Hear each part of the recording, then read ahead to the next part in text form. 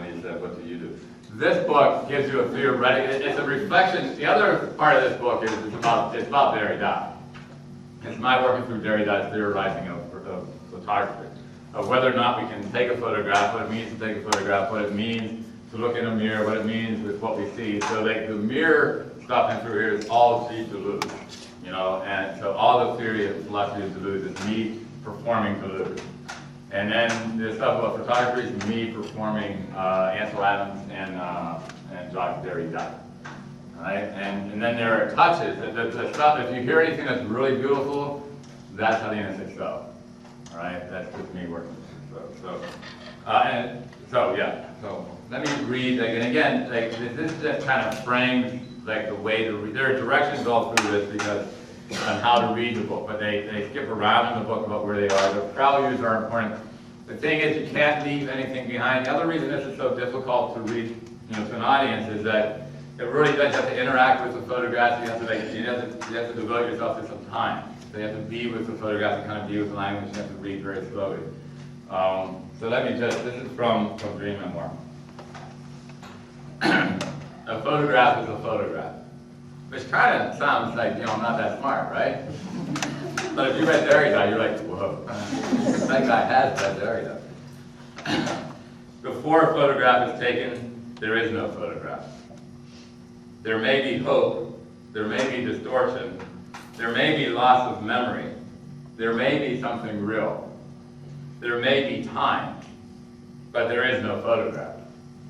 When the photograph is taken, when you actually hear the click of the shutter, there is still no photograph. There is only the idea of a possible photograph in the future. It is only when the photograph is developed that there is a photograph. And then, when you finally hold this photograph in your hands, then everything changes, and there no longer is the before of the photograph or the after of the photograph. There is only the photograph. And you can never escape that even though there is nothing real about the photograph, there only was something real when there was no photograph involved. And this is from other parts. It's just hard to read, you know, they can't stand out. So this is still from Dream Memoir. Prelude 1. None of the following photographs are original. I can't even tell you the density of that sentence. Like, I could walk you through like all the illusions in that sentence, but you would, like, first of all, some of you are grad students, you should really write about me. You track this stuff down, you're like going, whoa, this guy has illusions. You got Faulkner fucking with Deleuze, you got like, you know, a little bit of Zen Buddhism there. You know, you got the word none, N-O-N-E, that has to do with postmodernism. That's the whole destruction of which is the stupidest thing that ever happened to the world, is postmodernism. So thank God that died.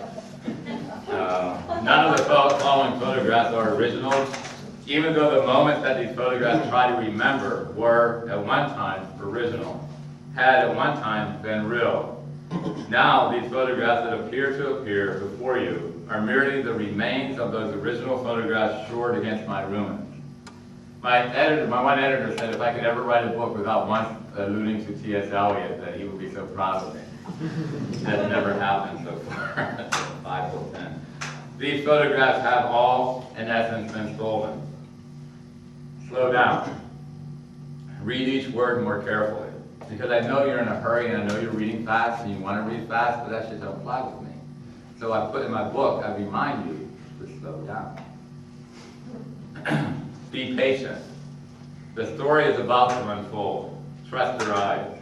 Devote your time to becoming curious about the biography beneath the surface of each word, about where the word originally appeared, about when the word was first uttered. Recall that moment of the birth of each word. None of these words, not even this word, appears here for the first time. No word, no matter how pure it might first seem, is virginal, untouched for the very first time. I also always allude to Madonna. All words have been elsewhere. I also always allude to Trinity Mental. So that's to Trinity Mental. And if you don't know her, shame on you. All words have been elsewhere. Many have dirty kneecaps. That's an allusion to something really filthy. And many of these words remain elsewhere even as they become present. Inside each of the following photographs, there is another photograph that is hidden. The hidden photograph is timeless and tells us what we already know, but in an unintelligible way.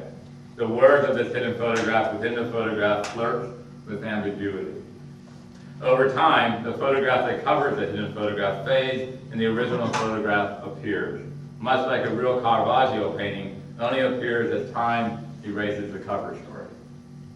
But memory began there, and that loss of meaning, and that loss of naming, and the sentence that becomes invisible, and the sentence that finds itself behind a mirror. Remember, you are not the one who found this sentence behind the mirror. This sentence has found itself behind that mirror. If anything, the images that follow such sentences perpetuate a sense of the just missed. They are compulsive acts of distraction. And each photograph is curious as the desire accidentally frozen for a moment before it disappears. I photographed reflections, places, moments, bodies that never actually came into focus, but only flickered. Alice took me by my hand. Her shy fingers